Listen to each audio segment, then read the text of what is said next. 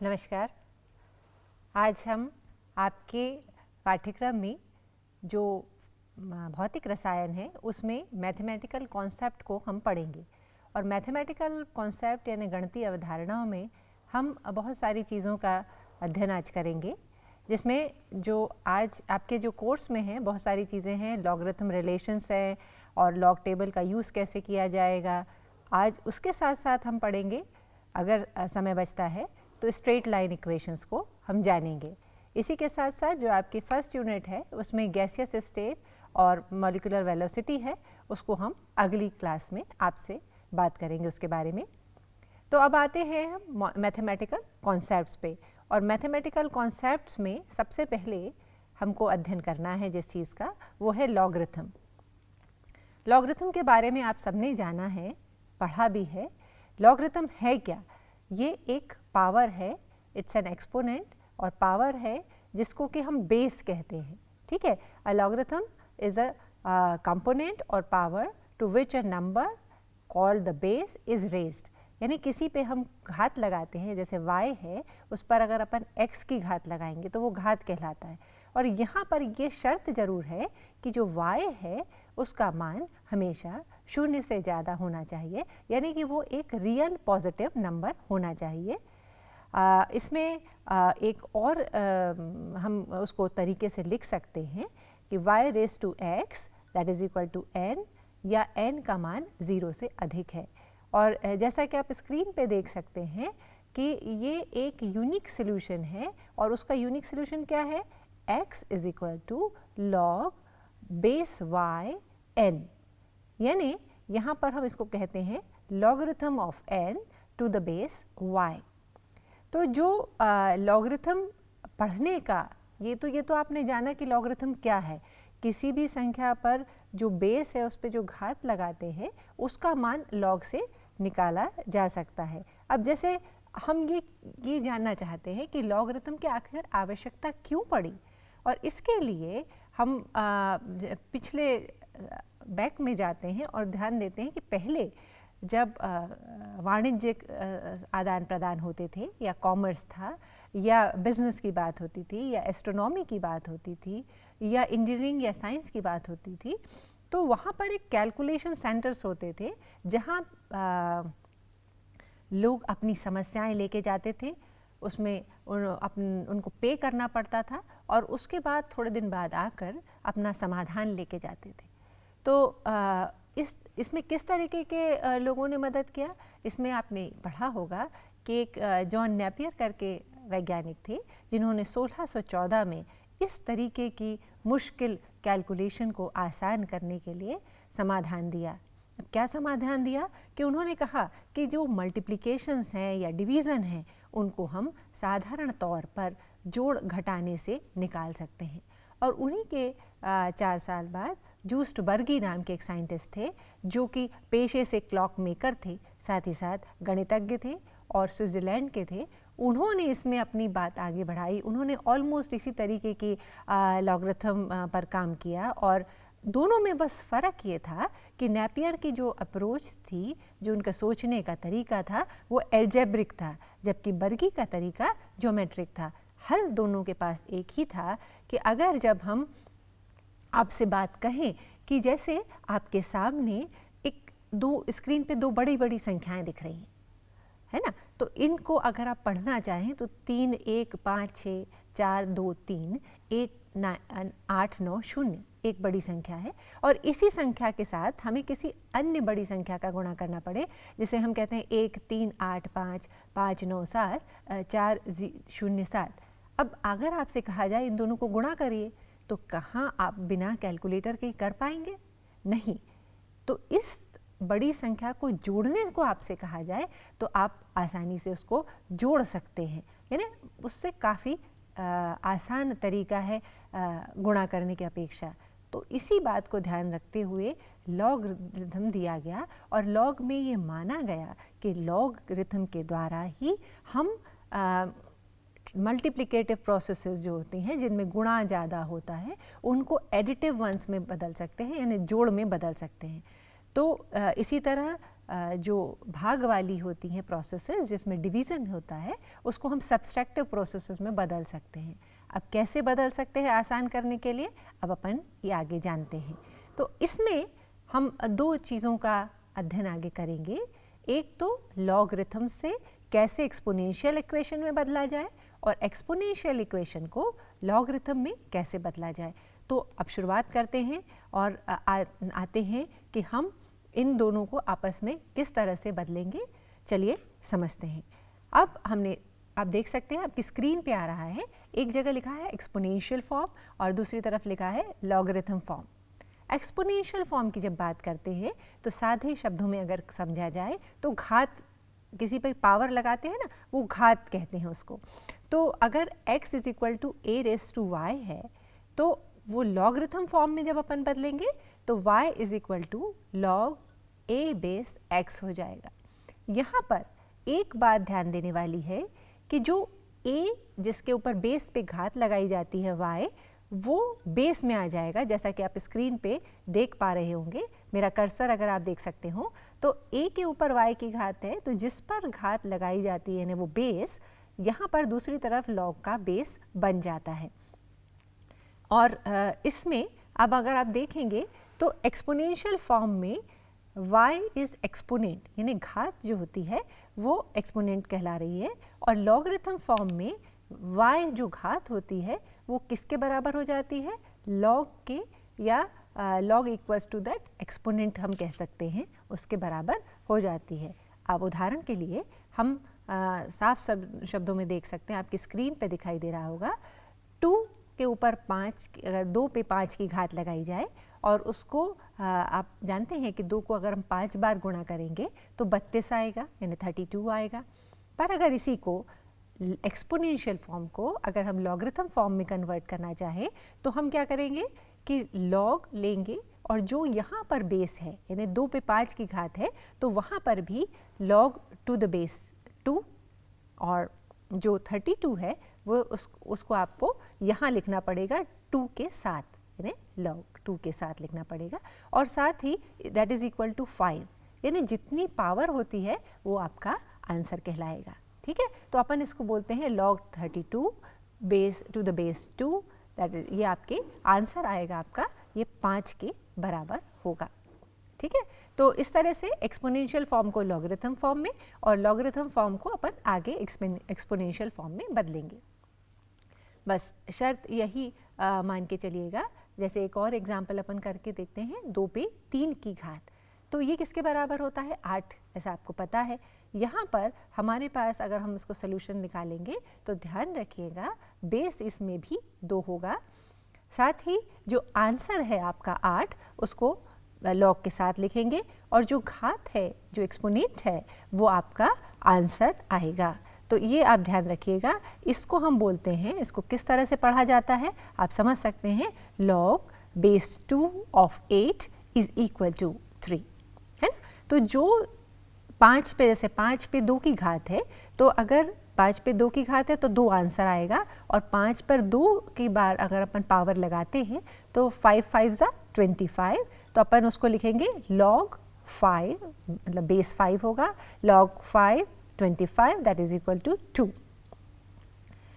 Now अभी हमारी practice शुरुआत हुई है, हमारी हमने आपके साथ प्रैक्टिस करना शुरू किया है, और मैं उम्मीद करती हूँ कि जब हम प्रैक्टिस शब्द बोलते हैं आप कॉपी पेन लेके इस पर काम करना शुरू करेंगे, ताकि जैसे जैसे हमारा लेक्चर आगे बढ़ता जाएगा आप इसमें पारंगत होते जाएंगे, और अगर आप पढ़ चुके हैं पिछली क्लासेस में तो आपका ये रिवीजन हो जाएगा। तो अब देखते हैं, ये जो हमने पहले आपको बताया था 2 पर 5 की घात 32 के बराबर होती है, या इसको हम log टू द बेस 2 32 5 लिख सकते हैं। इसी तरह अगर 3 पर 4 का पावर लगाया जाए तो वो 81 के बराबर होता है, और उसको हम कैसे लिखेंगे, log 3 log to the base 3 81 का, and that is equal to 4। इसी तरह अगर माइनस यानी निगेटिव घात लगती है, तो आप जानते हैं कि किसी पर निगेटिव पावर होती है या ऋणात्मक घात होती है, तो हम उसको 1/2 2⁻³ मानेंगे और नीचे ले जाएंगे तो हमारा ये आंसर हो जाएगा 1/8 और इसको लॉगरिथम में इस तरीके से लिखा जा सकता है जैसा आपकी स्क्रीन पे दिखाया जा रहा है कि log 1/8 to the base 2 that is equal to -3।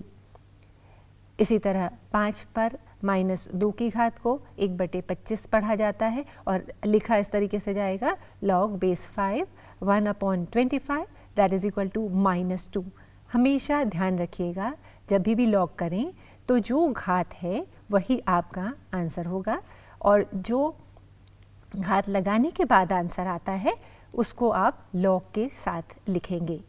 ठीक है, अब बात ये आती है कि यहाँ तक तो हम नेगेटिव या पॉजिटिव की बात कर रहे हैं और अगर हम इस घात को 0 लिख दें यानी 2 पर 0 की घात लिख दें तब हमेशा ध्यान रखिएगा किसी भी अंक पर 0 की घात या 0 का पावर उसको 1 बनाता है तो उसको लॉग लिखने के लिए log to the base 2 1 जो होगा उसका मान हमेशा 0 आएगा जो आपका घात है। इसी तरह अगर 10 पर 3 का पावर लगा दिया जाए तो आपको मालूम है कि उतने ही 0 बढ़ जाएंगे और जब आप 0 बढ़ाएंगे तो आप जब लिखेंगे तो यहाँ ध्यान रखिएगा टू द बेस 10 लिखना या नहीं लिखने में भी 10 माना जाता है। इसलिए आपकी स्क्रीन पर आप देख सकते होंगे जो मेरा कर्सर जहाँ जाएगा वो देखिएगा log 1000। ठीक है, log 1000 that is equal to 3।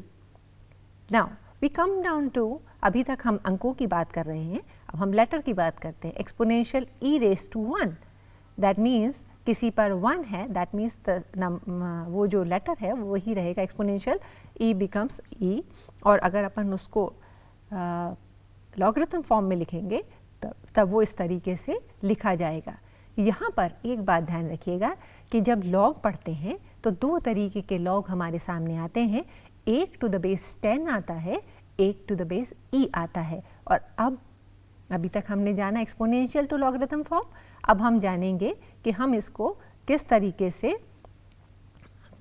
आपको आगे बता सकते हैं। तो जो अभी तक हमने सोल्यूशन निकाला, जैसे मान लीजिए ये मैं मान के चलती हूँ कि आप अपने लिए हल करके देख रहे होंगे, अगर आपको 4² दे दिया जाए यानी 4 पर 2 की घात दैट इज इक्वल टू 16, तो अब अगर हमको सॉल्व करना होगा तो हम किस तरीके से सॉल्व करेंगे।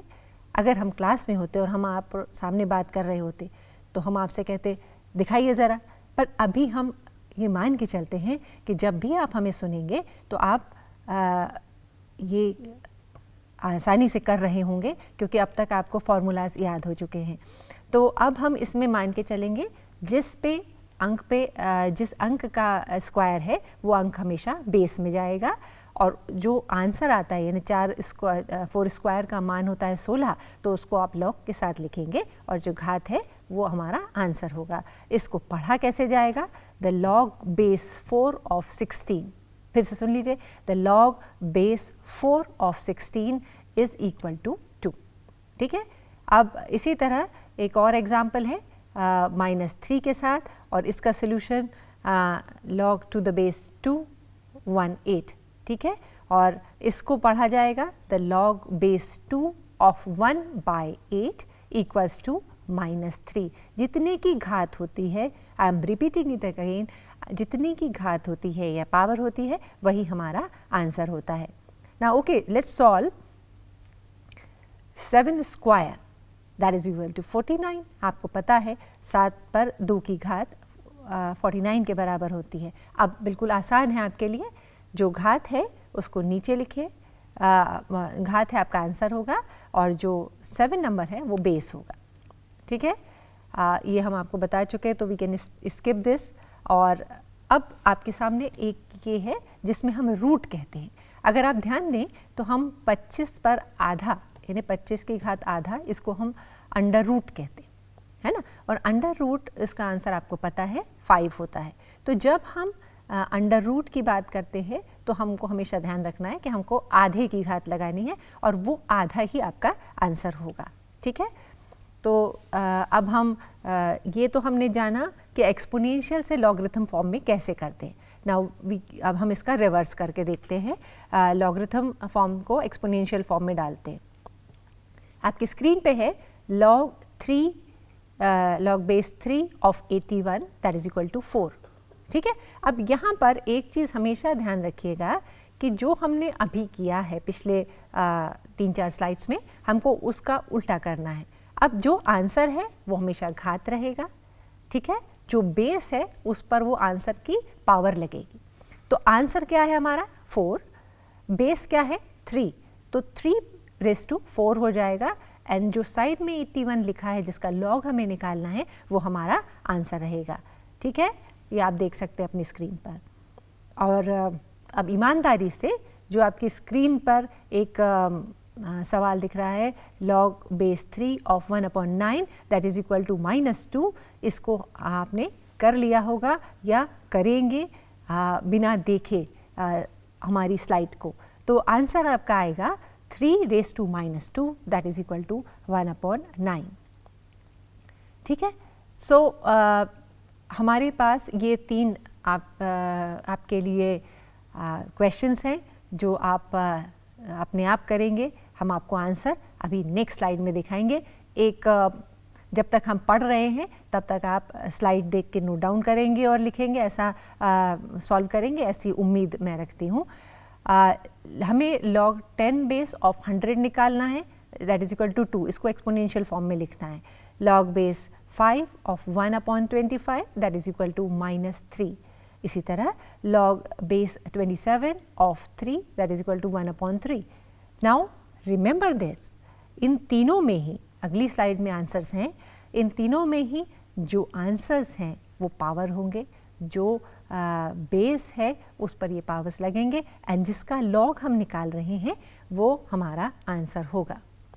आई थिंक मैंने आपको आंसर के लिए काफ़ी हिंट दे दिए हैं और आपने उसको करा होगा। लेट्स सी कि आपका आंसर सही है या नहीं। पहला उसका आंसर है 10 raised to 2 that is equal to 100। दूसरे जो 1/25 है उसका आंसर है 5 raised to -3 that is equal to 1/25। इसी तरह log base 27 ऑफ 3, अगर अपन इसको 1/3 लिखेंगे तो आपको जैसा पता है इस बहुत सही है, 27 पे 1/3 का पावर होगा और 3 आएगा। ठीक है, तो इसमें अगर हम इसको दूसरे तरीके से, मान लीजिए इसको y के तरीके से निकालना चाहे तो हम इसको 5 raised to y that is equal to 1/25 लिखते हैं। और हमें मालूम है कि 5 से 25 कैसे आता है, 5 का 2 बार गुणा करने पे, पर क्योंकि 25 नीचे है इसलिए -2 की रेस होता है और that 5 raised to y that is equal to 5 raised to -2, या हम कह सकते हैं y का मान -2 के बराबर होता है। इसी तरह आपके स्क्रीन पे ये एक नंबर है और इसको log base 3 ऑफ 27, इसको निकालने के लिए बहुत आसान है, आपको y का मान निकालना है तो 3 raised to y करेंगे और इसी तरह 3 raised to y करेंगे। और आपको मालूम है 27 कैसे आता है, 3 का 3 बार गुणा करने पर आता है, तो हम इसको 3 raised to y that is equal to 3 raised to 3 करेंगे। अब आप देख सकते हैं क्योंकि बेस बराबर है तो y इज इक्वल टू 3 हो जाएगा। नाउ हम जिस विषय में पहले बात कर रहे थे कि 2 तरीके के लॉगरिथम होते हैं, कॉमन लॉगरिथम और नेचुरल लॉगरिथम। कॉमन और नेचुरल में फ़र्क क्या होता है कि कॉमन लॉगरिथम का बेस 10 रहता है और इसमें हम ये मान के चल सकते हैं कि अगर आप ध्यान से देखेंगे अपने स्क्रीन पर तो हमें मालूम चलता है कि अगर कहीं बेस नहीं लिखा हुआ है, सिर्फ लॉग लिखा हुआ है, तो आपको मालूम होता है कि उसका बेस 10 होगा। ठीक है, और इसमें you can usually use your calculator to calculate common logarithm, है ना। तो अब इसमें अगर आप ध्यान दें तो आपकी स्क्रीन पे एक सवाल भी साथ में दिया हुआ है। कॉमन लॉग में बेस 10 हमेशा रहेगा। जैसे हमको 100 का लॉगरिथम निकालना है तो 100 का आपको मालूम है 100 कैसे आता है, 10 raised to 2। ठीक है, और यहाँ पर log 100 अगर हम निकालेंगे तो उसका आंसर जो घात होती है वो होगा, यानी 2 होगा। इसी तरह से अगर आप ध्यान दें कि 10 पर 6 यानी 1 मिलियन को 10 पर 6 की घात है, तो अगर उसका लॉगरिथम निकालेंगे तो जो पावर है वो आंसर होगा। तो अब आपके स्क्रीन पे कई सारे नंबर्स आपको दिख रहे हैं 10 की विभिन्न घातों के साथ, विभिन्न पावर्स के साथ। सो अगर 10 पे 0 की घात है हमेशा 1 होगा, 10 पर -1 की घात है यानी 0.1 होगा, 10 पर -2 की है 0.01 होगा। और इन सभी के लॉग ध्यान रखिएगा कि जो 0.1 आया है, जो घात है वही आंसर है। अगर 0 पावर है तो log 1 का मान 0 होगा, अगर -1 पावर है तो आंसर भी -1 होगा, अगर पावर -2 है तो आंसर भी -2 होगा। ठीक है, तो मुझे लगता है यहाँ पर आपको कॉमन लॉगरिथम समझ में आया होगा। हम बढ़ते हैं नेचुरल लॉगरिथम की तरफ। नेचुरल लॉगरिथम ई बेस होता है, यानी आप बेस में 10 के स्थान पर ई का प्रयोग करेंगे। और यहाँ पर अगर बेस ई होता है तो इसको अपन एक्सपोनेंशियल फंक्शन कहते हैं। और एक्सपोनेंशियल फंक्शन का जो इन्वर्स होता है, विपरीत वो होता है, वो हमेशा नेचुरल लॉगरिथम आता है। अब यहाँ पर एक बात आप ध्यान रखिएगा कि जब भी आगे हम करेंगे तो कॉमन लॉगरिथम को नेचुरल लॉगरिथम में बदला जा सकता है। कैसे बदला जा सकता है कि हम जो नेचुरल लॉगरिथम है उसमें 2.303 का गुणा करेंगे तो अपने आप वो कॉमन लॉगरिथम में टर्न हो जाएगा। तो अब इतनी सारी बातचीत के बाद हम ये रूल्स आप पढ़ चुके हैं। Will just brush up your memories, उसका थोड़ा सा धूल झाड़ देते हैं आपकी स्मृतियों पर से। अब प्रोडक्ट रूल है, क्वोशिएंट रूल है और पावर रूल है। जहाँ प्रोडक्ट रूल है इन्हें मल्टीप्लिकेशन होता है, जहाँ क्वोशिएंट रूल है वहाँ डिवीज़न आता है जो उसको कि हम सब्सट्रैक्शन के द्वारा हल कर सकते हैं, और जहाँ घात आता है वहाँ हम गुणा करते हैं उतने बार। तो सबसे पहले रूल देखते हैं। 10 log 1 है तो हमेशा मान आपका 0 होगा। अगर किसी का भी लॉग का मान 1 आता है तो जो बेस 10 है ऑफ एनी वैल्यू वो a रहेगा। इसी तरह x = a⁻y है, तब हम ये ध्यान रखिएगा कि x का अगर लॉग निकालना है तो जो नीचे बेस है वो ही बेस रहेगा और y आ जाएगा। यानी हम इसको निकाल सकते हैं 100 पे 100 बराबर 10 पर 2 की घात। अगर गुणा है तो सबसे मालूम है कि गुणा को हम धनात्मक रूप में और भाग को हम ऋणात्मक रूप में कन्वर्ट कर सकते हैं। तो 3 × 2 है तो हम लिखेंगे log 3 धन log 2, और अगर 3/2 है तो log 3 माइनस log 2। अगर किसी पर पावर है तो पावर पहले आ जाएगी फिर लॉग आएगा, यानी 3⁻² को हम लिख सकते हैं 2 log 3 to the base 10. Now we have one example for you here. आपके लिए लिख सकते हैं, जैसे हमारे पास एक थोड़ा सा कॉम्प्लिकेटेड सा दिख रहा है आपको, पर है नहीं। लॉग निकालना है 2√2 का, जिस पर पावर है -2/3। सो रिमेंबर, यहाँ पर n जो होगा यानी जो घात होगी वो आगे आ जाएगी और जो नंबर होगा वो लॉग हो जाएगा। तो घात हमारे पास -2/3 है एंड नंबर है 2√2। सो -2/3 log 2 √2। इसको आप जब हल करेंगे तो आप ध्यान रखिएगा कि अब आपके पास 2 बार पावर आ रहा है। पहली बार पावर -2/3 के साथ आया था, फिर जो अगर आप इस पावर को लिखेंगे 2√2 को क्या लिख सकते हैं, 2 पर 3/2 की घात, क्योंकि √2 इज़ 1/2 और 2 जो है उसको हम 3 के साथ मान सकते हैं। मतलब अगर आप उसको लिखना चाहें 3/2 हो जाएगा, और इसको जब आप आगे ले जाएंगे, है ना, 1 प्लस हाफ को अगर जोड़ते हैं तो 3/2 आता है, इसलिए 3/2 लिखा है। अब 3/2 भी आगे आ जाएगा तो -2/3 multiplied by 3/2 that is multiplied by log 2। अब दोनों आपस में कट जाएंगे, आंसर हमारा आएगा -log 2।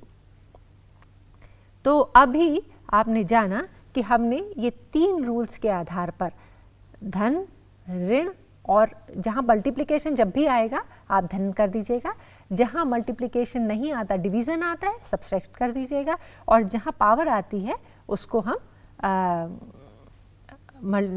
मल्टीप्लाई करेंगे उतनी बार।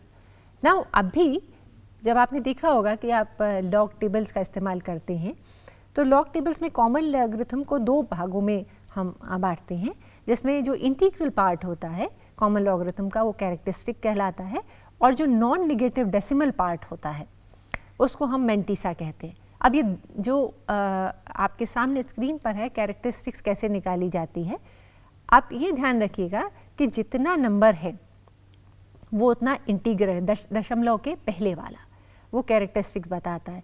तो अब 2 लिखा है यानी इंटीग्रल क्या है 1, 22 लिखा है यानी इंटीग्रल क्या है 2, 2 3 4 है तो इंटीजर क्या है 3, 2 मतलब 4 डिजिट हैं 3 4 2 1 तो इंटीजर क्या है 4। तो इस तरह से जितने अंक हैं दशमलव के पहले, अगर दशमलव नहीं लगाए तो मतलब दशमलव शून्य है, तो दशमलव के पहले जितने नंबर हैं वो इंटीजर कहलाते हैं।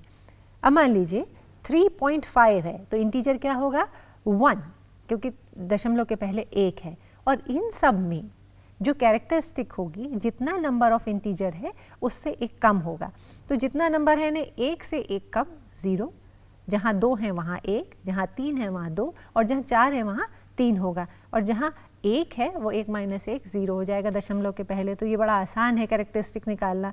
इसी तरह अब यहाँ तो बात हो गई कि सीधा सीधा दशमलव के पहले हो, मान लीजिए दशमलव के बाद है और पॉजिटिव है, तो क्या करेंगे, जितना दशमलव के बाद हम 0 की संख्या गिनते हैं, अगर दशमलव के बाद सीधा अंक है तो हम उसमें +1 कर देंगे, और सॉरी उसमें से उसको लिखेंगे -1। तो अगर 0 है मतलब दशमलव के बाद 0.1 है तो 0.1 को हम लिखेंगे -1, क्योंकि 0 में से -1 करेंगे। इसी तरह अगर आप एक 0 है तो एक 0 मतलब उससे -1 करेंगे, -1 -1 -2 हो जाएगा, मतलब 2 बार लगाते हैं। एक 0 में 1 बढ़ा दीजिएगा, अगर 2 0 हैं तो 1 बढ़ जाएगा यानी क्या उसको 3, तो उनको लिखेंगे 3 बार। अगर 3 0 हैं 1 बढ़ जाएगा यानी 4, तो हम लिखेंगे -4। ठीक है, तो इस तरीके से डेसिमल के बाद हम जो भी संख्या जितने भी नंबर ऑफ 0 है उसको एक ज़्यादा आंक कर उसके साथ निगेटिव साइन लगाते हैं। तो अब अगर हमको निकालना हो कि 39.2 का हमको कैरेक्टरिस्टिक्स देखना है, तो 39 दशमलव के पहले है और 2 अंक हैं, तो कैरेक्टरिस्टिक 1 हो जाएगा, 1 लेस। हमेशा ध्यान रखिएगा हमें लेस करना है। और इसी तरह जब डेसिमल आएगा और हमको 2 0 दिखेंगे, अब डेसिमल के बाद वाले में क्या करना है, कितने 0 हैं 2, और इन 2 0 में आप अगर -2 मान के चलते हैं और -1 करेंगे तो 3 हो जाएगा। या आपको बहुत आसान तरीका है याद करने का, अगर ऐसा टेक्निकल नहीं समझ में आ रहा है तो जितने 0 हैं उसमें 1 जोड़ दीजिए और माइनस का साइन लगा दीजिए। तो 2 0 हैं, 1 जोड़ेंगे तो क्या हो जाएगा, पता 1 0 और मान के चलिए, तो 3 हो गए और 3 के आगे माइनस साइन लगा दीजिएगा। तो इस तरीके से कैरेक्टरिस्टिक कैलकुलेट की जाती है। और अब हम मेंटिसा यानी बाद का पार्ट कैलकुलेट करते हैं। तो मेंटिसा से ही हम लॉग टेबल देखते हैं। तो मेंटिसा में अगर 2 के बाद कुछ नहीं लिखा है तो हम ये मान के चलते हैं कि उसके बाद 0 0 0 0 होगा, और हम ये 20 का हमको आगे लॉग टेबल देखना पड़ेगा। तो हम कैसे देखेंगे, अगर आप ध्यान दें 20 का हम 3rd डिजिट कॉलम में देखेंगे, पहला फर्स्ट 2 डिजिट तो देखेंगे, आपको मालूम होगा फर्स्ट 2 डिजिट लॉगरिथम, अभी आपको लॉग टेबल दिखाऊंगी। फर्स्ट 2 डिजिट मान लेके चलते हैं, 3rd डिजिट जो होती है उसको कॉलम में देखते हैं, और 4th डिजिट जो है उसको हम आप हमेशा अगर कुछ भी नहीं लिखा है तो 3 0 लगा के उसको 4 डिजिट का बनाएंगे। पहली 2 डिजिट से हम कॉलम देखेंगे, उसकी तीसरी डिजिट को हम आगे का जो ऊपर नंबर लिखा होगा उस कॉलम से देखेंगे, और 4th डिजिट से हम मेंटिसा कैलकुलेट करेंगे। और हमारे पास उसको जो मतलब जो 4th डिजिट है आपकी, उससे हम तय करते हैं कि उसमें कितना जो उस कॉलम के नीचे लिखा है उतना उसमें जोड़ना होता है। पर जोड़ना कौन सी नंबर पे होता है, 4th डिजिट पे ही जोड़ना होता है। तो अगर आपके स्क्रीन पे आप जैसा देख सकते हैं, जहाँ 2 लिखा है उसको 20 से, जहाँ 21 लिखा है वो तो 2 डिजिट है ही, जहाँ 29 लिखा है उसके साथ 290 लिखा है तो 29 का 0 देखेंगे। इसी तरह यहाँ पर 4 डिजिट हैं 22.24, तो हम 22 का 2 देखेंगे और 4th कॉलम के लिए 4 पे जाएंगे। और इसी तरह आप देखेंगे 0.006123 लिखा है। अब यहाँ पर थोड़ा सा फ़र्क आ जाता है, 0 को आप छोड़ दीजिए, है ना, उसको काउंट नहीं करेंगे, तो 61 का 23 देखेंगे, और ये जो 2 है इसको कैरेक्टरिस्टिक्स में मान के चलेंगे, यानी 2 0 का हम क्या लिखेंगे, कैरेक्टरिस्टिक -3। ठीक है, तो ऐसे कैलकुलेट करते हैं। अब आपके स्क्रीन पे लॉग टेबल है ना, तो लॉग टेबल में आप देखिएगा, इसमें आपको जो मैं अंकों की बात कर रही थी 2 डिजिट वाले, वो आपको पहले कॉलम में दिख रहा होगा, देखिए 10, 15, 20, 25, 30, 35 ऐसे लिखे। और ये जो हैं ये फर्स्ट 2 डिजिट देखने के लिए होती हैं। तीसरे डिजिट के लिए 0 से लेके 9 तक के आपके कॉलम हैं, उसमें से आप जैसे मान लीजिए 3 है तीसरी डिजिट, तो 3 के नीचे का कॉलम देखेंगे, 1 पे लिखा है तो 1 के नीचे का देखेंगे, 2 लिखा है तीसरे नंबर पर तो 2 के नीचे का देखेंगे, तीसरे नंबर पे 4 लिखा है तो 4 के नीचे कॉलम के नंबर्स में से देखेंगे। ठीक है, और अब ये 3 डिजिट तक की बात हो गई। अब अगर आपके अंक में चौथी डिजिट भी है तो आप ये लास्ट का कॉलम जहाँ मेरा कर्सर जा रहा है वो कॉलम देखेंगे, जिसे कहते हैं mean difference, MD, mean difference. ये दिख रहा होगा आपको, ये मीन डिफरेंस में आप देखिएगा उस पर भी 1 से लेके 9 तक के नंबर लिखे हैं, और जो चौथा डिजिट होता है उसके नीचे का नंबर हम देखते हैं। इस तरीके से ये एक लॉग टेबल का स्वरूप होता है, जिससे कि हम आसानी से निकाल सकते हैं। अब आपके स्क्रीन पर देखिए, एक एग्जाम्पल लेके चलते हैं, 15.27। अब आप सबसे पहले के 2 डिजिट हैं 15, तो 15 का कौन सा देखेंगे, तीसरे नंबर पे आप देखिए, तीसरे नंबर पे लिखा है 2, तो जो 0 से लेके 9 तक का था, तो 2 के नीचे 15 के सामने जो अंक लिखा होगा उसको देखेंगे, क्या लिखा है, 18। ठीक है, और चौथा, ये तो अपन ने बात करी 15, 1, 5, 2 तक की। अब चौथा डिजिट जो है 7 नंबर, उसके लिए नेक्स्ट स्लाइड देखिए। अब 7 नंबर के लिए क्या करते हैं, जो मीन डिफरेंस आपको बताया था उसको देखते हैं 15 के सामने, ये लाइन जो है 20 वाली, ये 15 के सामने 7 के नीचे 20 लिखा है। ठीक है, तो यहाँ पर 15 के सामने 20 के नीचे लिखा है, 7 के नीचे 20 लिखा है, तो अब हम क्या करेंगे, 15 के सामने 2 के नीचे लिखा था 18, 15 के सामने 7 के नीचे लिखा था 20, दोनों को जोड़ देंगे और यही हमारी मेंटिसा होगी, 1838। और इसी तरह हम उसमें कैरेक्टरिस्टिक कैसे निकालते हैं, आगे का डिजिट था 15 और उससे एक लेस क्या हो जाएगा, 2 डिजिट है ना इसमें, 15 में 2 डिजिट आते हैं, रेस टू 1, तो हमारे पास क्या आ जाएगी, कैरेक्टरिस्टिक 2 से 1 कम यानी 1, आंसर होगा 1.1838। ठीक है, और इस 1 जो ये आंसर है ये हमारा इसके 15.27 का लॉग का आंसर होगा। अब मान लीजिए आपसे कहा जाता है ये 2 अंक आपके सामने दिखाई दे रहे हैं, 15.27 और 48.54, इनका गुणा करिए। अब आपको लॉगरिथम में तो अभी गुणा करना नहीं है, आपको क्या करना है, जहाँ मल्टीप्लिकेशन होता है वहाँ आपको जोड़ना है। तो आप जैसे अभी 15.27 का बताया, ऐसे ही 48.54 का निकालेंगे, और उसके लिए क्या करेंगे, 48 का तीसरा डिजिट क्या है, 5, तो 5 के नीचे जो संख्या होगी उसका मान लेंगे और उसमें क्या जोड़ेंगे, जो 4 के नीचे संख्या होगी उसका मान जोड़ के मान निकालेंगे। और आप जैसा कि स्क्रीन पे देख सकते हैं, जैसा हमने 15.27 के लिए किया था, इसका मान भी आएगा 1.6861 और दोनों को आप जोड़ दीजिएगा, मान आएगा 2.8699। अब एक बार और ध्यान दीजिएगा कि हमारे आंसर आते हैं लॉगरिथम के, और जब लॉगरिथम में आंसर आता है तो हमको एंटी लॉग लेना पड़ता है, यानी वापस हम उसी संख्या पे जाएंगे। अब एंटी लॉग कैसे देखेंगे, इसमें हम आपको अभी सिखाते हैं। इसमें भी आगे का 2 भूल जाइए, 0.86 का 9 और 9 देखेंगे, थर्ड डिजिट जैसे अपन ने 9 देखी थी वैसे देखेंगे, और फोर्थ डिजिट जैसे 4th कॉलम में देखा था मीन डिफरेंस में वैसे देखेंगे, और सॉल्व करेंगे तो आंसर आएगा 741.1। कैसे आएगा कि ये जो 2 आप देख रहे हैं, हमने क्या किया था, कैरेक्टरिस्टिक को जितने नंबर थे उससे कम किया था। ठीक है, तो हम क्या करेंगे, जितना है उससे 1 ज़्यादा, यानी 2 से 1 ज़्यादा, यानी तीसरे पॉइंट के बाद दशमलव लगाएंगे, तीसरा पॉइंट क्या है, 741 के बाद है, इसलिए आंसर होगा 741.1। ठीक है। अब एंटी लॉग जो होता है ये लॉग का रिवर्स होता है।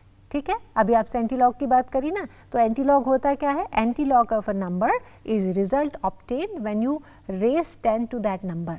ठीक है, जैसे 10 पे 2 की घात तो 100 आ गया, तो जो अपन ने किया है उसका रिवर्स। एंटी लॉग -4 क्या होगा, 10 पर -4 की घात, और वो क्या होगा 0.001। जैसे -5 है तो 10 पे -5 की घात, ऐसा पढ़ा जाएगा उसको। ठीक है, अब एंटी लॉग टेबल देख लीजिए। जैसे आपके सामने 56 आप नोट कर सकते हैं 0.5678 अभी नंबर था ना, तो इसमें क्या करते हैं 0.56 का तीसरा नंबर क्या था 7 के नीचे वाला नंबर है 3690। ठीक है, 7 के नीचे वाला नंबर क्या है 3690, तो ये तीसरी डिजिट हो गई। और चौथी डिजिट थी 8 के नीचे देखिए 0.56 के आगे नंबर लिखा है 7। ठीक है, अपनी स्क्रीन पे आप देख पाएंगे 0.56 के आगे नंबर लिखा है 7। तो आप जो 3690 है उसमें ये 7 आप जोड़ देंगे तो आपको मान मिलेगा जो भी जोड़ के आने वाला है वो आपका एंटी लॉग होगा। अभी जैसे अपन ने देखा था 2.8699, कैसे देखेंगे, हमको देखना है 2 को भूल जाइए, अभी 86 का 99 देखना है, तो 0.86 लेंगे। अगली बार में आप देखेंगे उसके 9 के नीचे लिखा है, तीसरा लाइन क्या है 9 के नीचे लिखा है 7396, और चौथा डिजिट भी 9 है, तो आगे बढ़ेंगे और उसके 9 के नीचे नंबर देखेंगे क्या लिखा है 15। हमने दोनों 9 के नीचे वाले नंबर देख लिए, अब हम उन दोनों को जोड़ेंगे। पहले 9 के नीचे लिखा था 7396 और दूसरे 9 के नीचे लिखा था 15, दोनों को आप जोड़ेंगे, आंसर आ गया 7411। ठीक है, अब इसमें हमको ये जो अगला 2 जो छोड़ा था इसका उपयोग करना है।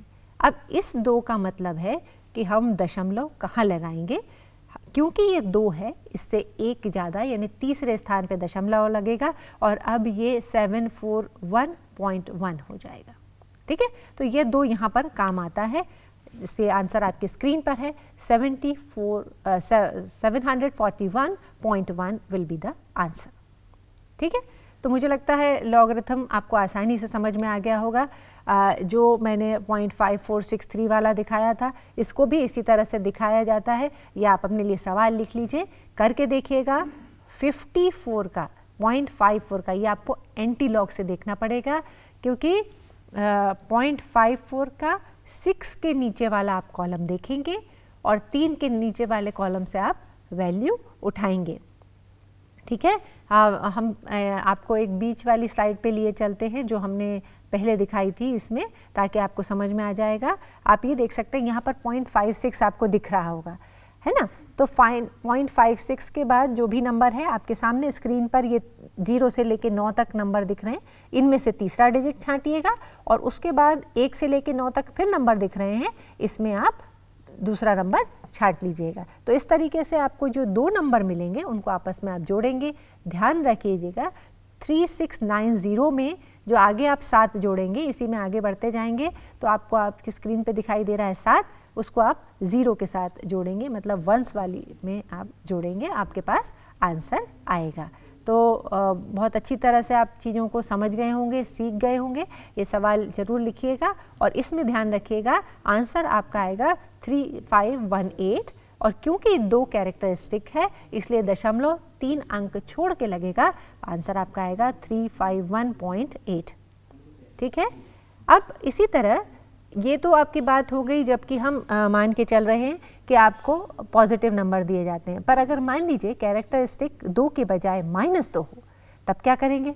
आप यहाँ पर ध्यान दीजिएगा कि हमको इस 2 को एक ज़्यादा, तो अब जब -2 है तो एक ज़्यादा यानी क्या हो जाएगा -3, है ना। इसमें एक और तरीके से आप समझ सकते हैं कि इसमें से -1 करेंगे कैरेक्टरिस्टिक्स में से, और जो आपके पीछे दिया है दशमलव के बाद वाला अंक उसको 1 में से घटाएंगे, यानी कैरेक्टरिस्टिक्स में से एक घटाएंगे और जो दशमलव के बाद वाला है उसको एक में से घटाएंगे, आप ऐसा भी समझ सकते हैं। तो -2 और -1 करेंगे तो हमेशा आपके पास क्या आएगा, एक नंबर ज़्यादा यानी -3। 0.0258 को कैसे देखेंगे, 02 का जो है उसमें आप जब एंटी लॉग मैंने आपको अभी सिखाया है, किस तरह से लॉग देखा जाता है वो भी सिखाया है, तो उस तरह से आप जब कैलकुलेट करेंगे तो आपके पास आएगा 0.9742 और जब ये 0.9742 को आप एंटी लॉग करेंगे तो 0.97 का 4 देखेंगे तीसरे कॉलम तीसरे वाले उससे, और फोर्थ डिजिट है 2 उसको दूसरे कॉलम से देखेंगे।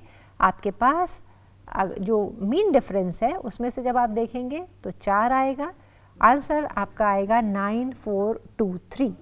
अब ध्यान रखिएगा ये 9423 तो आपके पास आ गया है, पर आपके पास कैरेक्टरिस्टिक है -3।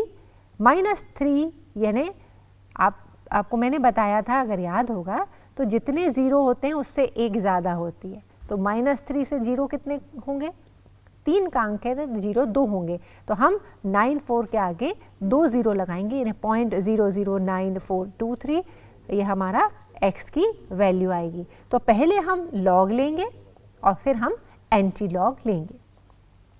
तो आसानी से आपको समझ में आ गया होगा लॉग टेबल का इस्तेमाल कैसे करना है, लॉग के लिए भी और एंटी लॉग के लिए भी। अब हम जैसे आपके लॉग 54 को हल करना है। अब मान लीजिए आपके पास लॉग टेबल का हम अभी तरीका सिखाते हैं। मान लीजिए अगर आपके पास लॉग टेबल नहीं है ना, और आपको बिना लॉग टेबल के सॉल्व करना है, तो लॉग 3 की वैल्यू भी आसान होती है, लॉग 2 की वैल्यू भी आसान होती है। तो आप ऐसा करिए वो अंक को लॉग 3 और लॉग 2 के फॉर्म में ले आइए किसी तरह। जैसे लॉग 54 है तो 27 दूनी 54 होता है, तो हम ये मान के चलते हैं m और n के फॉर्म में ले लें, log m plus log n हो जाएगा। ठीक है, अब m जब आपने किया तो 27 को भी और सिंप्लीफाई कर सकते हैं 3 के फॉर्म में, क्योंकि आपको वैल्यू लॉग 3 की पता है। तो अब आप क्या कर सकते हैं, 3 पे 3 की घात यानी 3⁻³ will be 27. So what we can do is log 54 can be written as 3 log 3 plus log 2. ठीक है, तो आपको जो वैल्यूज़ पता होती है आप उस पे उसको कन्वर्ट कर सकते हैं। अब अपन एक और सवाल देखते हैं, जैसे लॉग 20 धन लॉग 5 धन लॉग 65 माइनस लॉग 15 आप करना चाहते हैं। तो आप ध्यान दीजिएगा कि हम यहाँ पर धनात्मक भी है और ऋणात्मक भी है। तो धनात्मक जहाँ होगा वहाँ पर आप ये मान के चाहिए आपको मल्टीप्लिकेशन साइन का उपयोग करना पड़ेगा, और जहाँ ऋणात्मक है उसको हम नीचे ले जा सकते हैं। तो नीचे जब आप ले जाएंगे तो अब आसान हो जाएगा।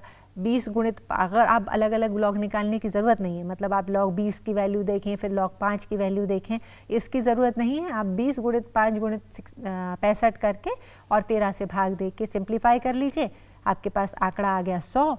100 को आप 10 पर 2 की घात लिख सकते हैं, और 10 पर 2 की घात जो घात होती है वो आंसर होता है, मैंने आपको पहले भी बताया। तो घात अगर 2 की है आंसर आपका 2 है। आपको कोई भी लॉग टेबल की ज़रूरत इसमें नहीं पड़ती है, आसानी से आप इसको सॉल्व कर सकते हैं। इसी तरह एक और तरीका है, जब मान लीजिए 27 पर 2/3 की घात है। अब आपको मालूम है कि आपको जब देखना है तो इसको आप और तरीके से भी सिंप्लीफाई कर सकते हैं, 3 पर 3 की घात से भी इसको किया जा सकता है। पर आप अगर आपको 27 की लॉग 27 की वैल्यू देख के भी कर सकते हैं। अब 27 में 2 अंक हैं तो 2 से 1 कम यानी कैरेक्टरिस्टिक क्या हो जाएगी 1, और उसके बाद फिर आप 27 की जो वैल्यू देखेंगे लॉग टेबल में, 27 का आप ध्यान रखिएगा 27 की आप 0 पर वैल्यू देखेंगे। ठीक है, क्योंकि 27 के पीछे कोई भी अंक नहीं है, इसका मतलब 0 है, और आपको 27 में 0 की वैल्यू देखनी है, और वो आएगी आप जहाँ मेरा कर्सर जा रहा है 0.4314। ठीक है, तो 0.4314 के आगे जो आपको 27 में 2 अंकों का कम करके 1 बनाया है वो कैरेक्टरिस्टिक आपको ज़रूर लिखनी है। अब आप इसको हल कर लीजिए। हल करने के बाद आपके पास एक अंक आ गया 0.9543। यहाँ पर आप देखिएगा कि 0 में से 1 घटाना है और बाकी में को 1 में से घटाना है, यानी -1 +1 आपको सिंपली करना है, और -1 को 1 बार लिखा जाता है, और बाकी जो आपको घटाने के बाद मिला है 0.0454, इसका आप लॉगरिथम एंटी लॉग देखेंगे और एंटी लॉग में आपको पता है, मैंने अभी सिखाया है कैसे करेंगे, वो देखेंगे। यहाँ पर एक चीज़ ध्यान रखिएगा, 1 बार यानी दशमलव कहाँ लगाना है ये बताता है। तो आप 1 बार यानी एक भी ज़ीरो नहीं दशमलव के बाद, तो हम डेसिमल के बाद सीधा सीधा 1 आ जाएगा, हमको एक भी ज़ीरो लगाने की ज़रूरत नहीं होती। पर अगर ये 2 बार होता तो हम एक ज़ीरो ज़रूर लगाते, 3 बार होता तो दशमलव के बाद 2 ज़ीरो लगाते हम, ठीक है। तो यहाँ पर ये इस तरीके से हम लॉगरिथम करते हैं। और अब क्योंकि थोड़ा सा हमारे पास समय है तो हम स्ट्रेट लाइन को भी आपके साथ शामिल पढ़ लेते हैं। तो यहाँ पर लॉगरिथम हमारे पास था तो हमने उसको आसानी से जाना। और इसमें लॉगरिथम में एक बात हमने और भी जानी कि एक्सपोनेंशियल फॉर्म को लॉगरिथम फॉर्म में और लॉगरिथम फॉर्म को एक्सपोनेंशियल फॉर्म में किस तरह किया जाता है। क्योंकि अभी मैं आपको स्ट्रेट लाइन पढ़ाती, पर हमारे पास जो समय है वो कम है, तो हम सोचते हैं कि जो लॉगरिथम वाला पार्ट है उसी में ही हमने अभी तक क्या क्या किया है उसको हम एक बार दोहरा लेते हैं। हमने लॉगरिथम फॉर्म को एक्सपोनेंशियल फॉर्म में, एक्सपोनेंशियल फॉर्म को लॉगरिथम फॉर्म में करना सीखा। साथ ही हमने जो चीज़ सीखी वो है कि हम लॉग टेबल कैसे देखेंगे। हमारे पास अगर 4 अंक हैं तो हम उन 4 अंकों को लेके कैसे लॉग टेबल को देख सकते हैं। जैसे उदाहरण के तौर पर हमने आपको ये भी बताया कि था कि ये जैसे फिर से हम इस स्लाइड को डिस्कस करते हैं।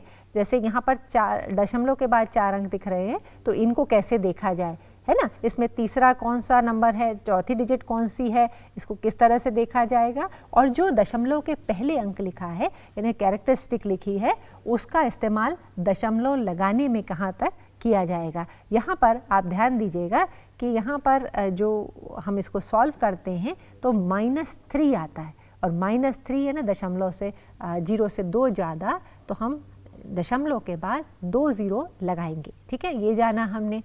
तो जब हम एंटी लॉग करते हैं या लॉग करते हैं या हमारे पास कोई वैल्यू होती ही नहीं तो हम कैसे सिंप्लीफाई करते हैं, या हमें केवल log 2 या 5 की वैल्यू मालूम होती तो कैसे सिंप्लीफाई करते हैं, ये हमने जाना। और उम्मीद करते हैं कि आप जो इस तरीके के जो सवाल होंगे वो आसानी से देख पाएंगे और उसको सॉल्व कर पाएंगे बिना किसी झिझक के। जनरली बच्चे क्या करते हैं कि जब आपको परीक्षा में कोई क्वेश्चन आता है तो उन्होंने कहा अरे मैथ्स है इसको छोड़ दो, दूसरा सवाल कर लेंगे तो अच्छे नंबर मिल जाएंगे। तो उस पे नहीं जाइएगा, बिल्कुल आसान है। लॉग टेबल आपको मिल जाए तो आप उसमें अपने जब भी एग्ज़ाम में ऐसा क्वेश्चन आए तो आप अपने एग्जामिनर्स जो आपके इन्विजिलेटर्स होते हैं उनसे लॉग टेबल मांग सकते हैं और लॉग टेबल मांग के उसको आसानी से हल कर सकते हैं।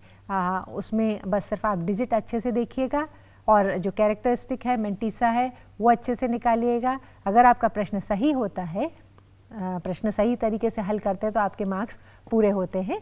तो जैसे एक बार पुनः आपको लॉग एंटी लॉग देखना सिखा देते हैं क्योंकि लॉगरिथम आप आसानी से समझ चुके हैं। तो 0.8699 जो है तो उसको हम पहली 2 डिजिट यानी 0.86 है उसका 9वां अंक देखेंगे। पहला तीसरा डिजिट कौन सा है, 9 नंबर, और इस 86 के बाद 9 नंबर के नीचे जो 9 अंक है उसको देखेंगे और जो चौथा डिजिट है 9 उसके अंदर हम उसके नीचे वाला देखेंगे। तो हमारे पास 2 9 की वैल्यू आ गई, यानी तीसरे स्थान वाली और चौथे स्थान वाली, उनको हमको सिंपली जोड़ना है। और दशमलव लगाने के लिए क्योंकि जो 2 आगे लिखा है उससे एक ज़्यादा पे दशमलव लगेगा, इसलिए आंसर 741.1 होगा। तो मुझे लगता है कि लॉग आसानी से आपको समझ में आ गया होगा। कॉमन लॉगरिथम जब भी रहेगा टू द बेस 10 लगाइएगा। लॉगरिथम के नीचे ई लिखा रहेगा, बेस ई रहेगा, तो उसको हम नेचुरल लॉगरिथम कहते हैं। और नेचुरल लॉगरिथम को कॉमन में बदलने के लिए आपको 2.303 का गुणा करना पड़ेगा और रसायन शास्त्र में इसका गुणा कई बार आपको करना पड़ता है, जबकि आपको आप काइनेटिक्स का आगे पढ़ेंगे तो भी उसमें इस्तेमाल होगा। तो ये बात ध्यान रखिएगा कि लॉगरिथम जो है ये फिज़िकल केमिस्ट्री का बड़ा अहम हिस्सा है, और अगर आपने इसको अच्छे से जान लिया तो आपके लिए सवाल करना, भौतिक रसायन को समझना चुटकियों की बात होगी। मुझे लगता है कि आज की क्लास से आपको बहुत फ़ायदा हुआ होगा, और आप अपने सवालों से डरना छोड़कर फिज़िकल केमिस्ट्री को मन से पढ़ेंगे। नमस्कार।